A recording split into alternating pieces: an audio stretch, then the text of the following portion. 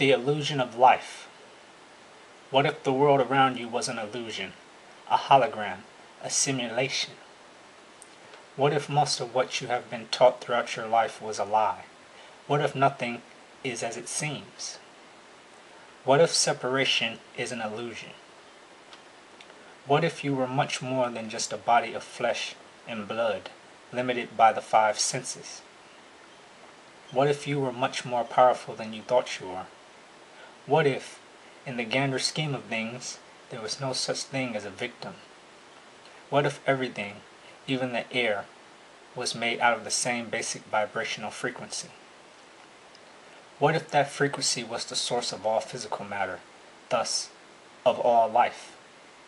If we are conscious, intelligent beings and we came from that source, then that source must also have its own consciousness, its own intelligence. And if we came from that intelligent consciousness, that single source of everything, then that means we are that consciousness, source. So, in effect, we are everyone, everything. We are one consciousness, one intelligence. We are all tiny cells in one being, one organism. We are one. When each cell is whole, healthy, vibrant, living its full purpose the way nature intended, and it lives in harmony with all the other cells, then the organism is in turn also whole, healthy, and vibrant. So the behavior of one cell affects not only the whole, but also itself, because it is part of that whole. If this is true, then does it make sense for us to ever judge, hate, fear, envy, or think of anyone in a negative way ever again, when ultimately you are only doing it to yourself?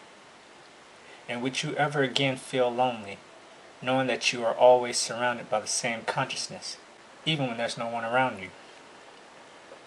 And to make this a step further, if that source of consciousness is omnipresent and it knows no limits, no space, and thus no time, then that means it is in fact infinite. And if indeed we are that same consciousness, then as a consequence it would be fair to say that we too are infinite. Not the body, of course, because as we all know, physical matter deteriorates, but we are in essence a vibrational frequency, not a form.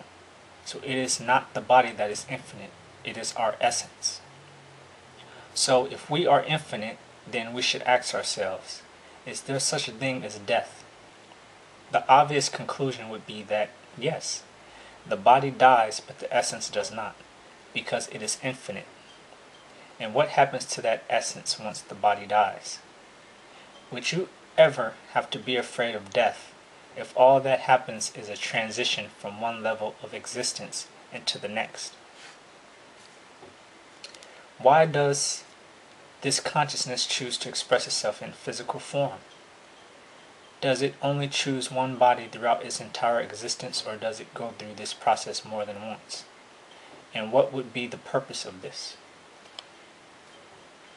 The implications and possibilities that come with this are endless.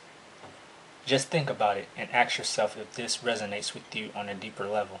If it doesn't, that's fine.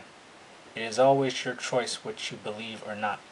But if it does, then there is a reason for that, and it might be time to look a little deeper into yourself.